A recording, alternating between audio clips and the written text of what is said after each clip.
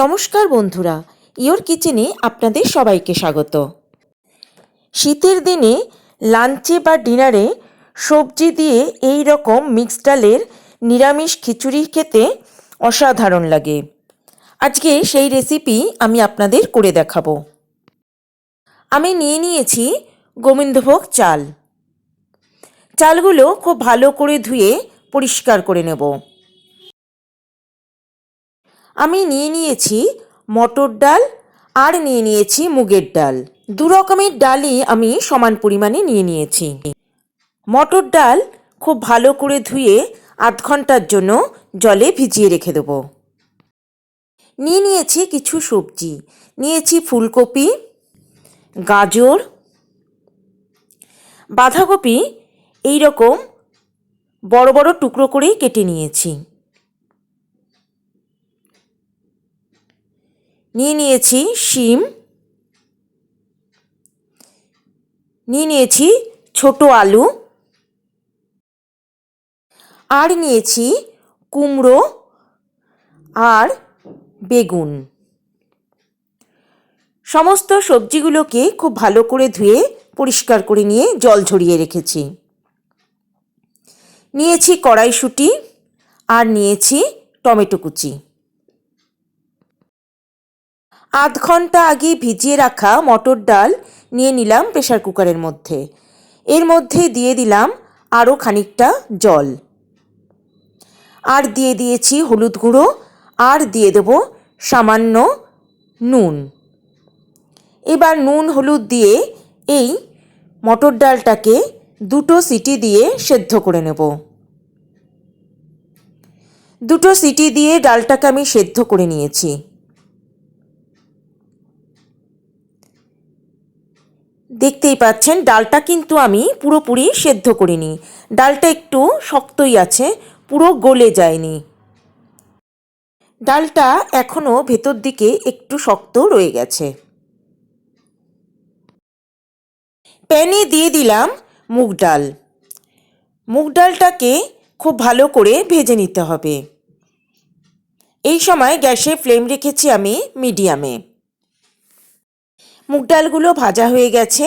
এবার এগুলোকে আলাদা পাত্রে তুলে ভালো করে ধুয়ে পরিষ্কার করে নেব। প্যানে দিয়ে দিলাম সর্ষের তেল। তেল গরম হতেই এর মধ্যে দিয়ে দিলাম কেটে রাখা বেগুন।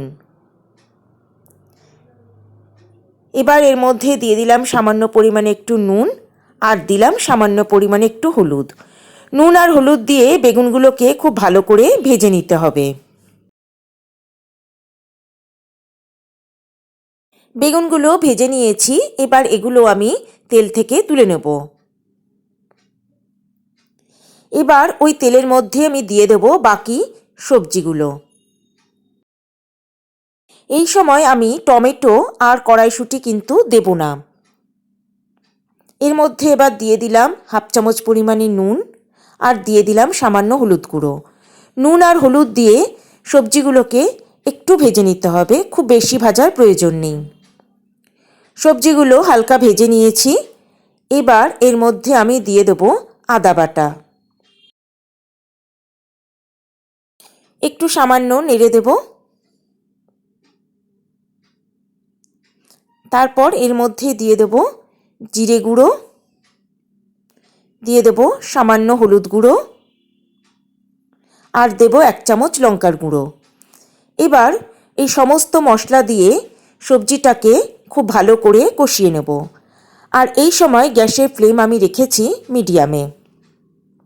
আমার সকল দর্শক বন্ধুর কাছে একান্ত অনুরোধ রইল আমার চ্যানেলটা সাবস্ক্রাইব করার ও পাশে থাকা বেল আইকনটা প্রেস করার। প্রায় মিনিট 5 আমি সবজিটাকে খুব ভালো করে সমস্ত মশলার সঙ্গে কষিয়ে নিয়েছি। এবার এর মধ্যে দিয়ে দেব ভালো করে ধুয়ে পরিষ্কার করে রাখা গোবিন্দভোগ চাল।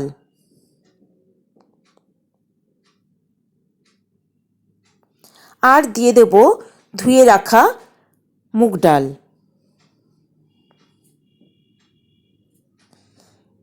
এবার চাল আর ডালটাকেও সবজির সঙ্গে মিনিট 5 আমি একটু নাড়াচাড়া করে নেব।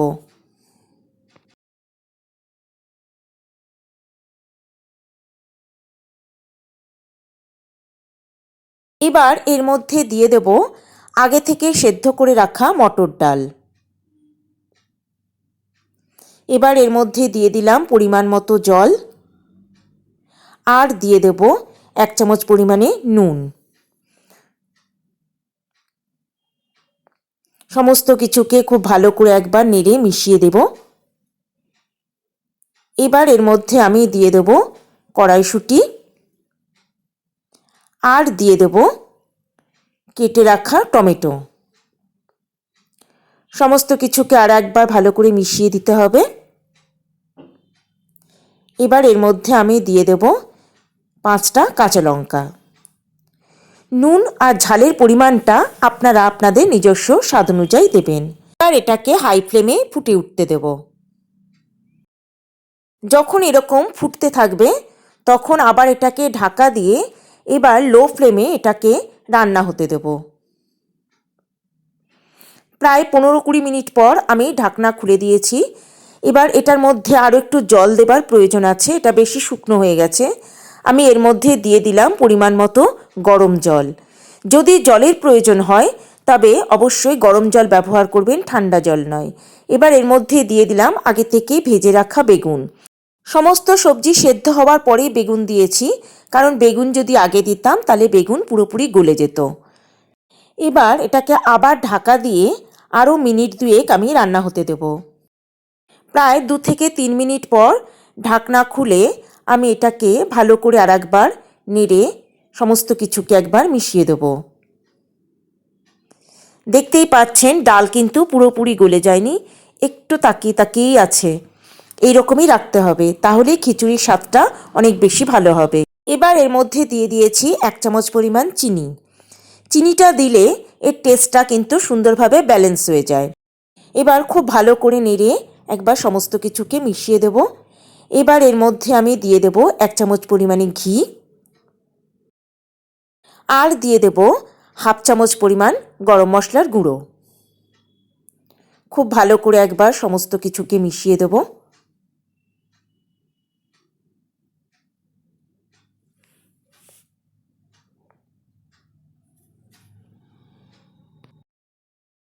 একটা ফ্রাই প্যানের মধ্যে দিয়ে দিলাম 1 টেবিল চামচ সর্ষের তেল।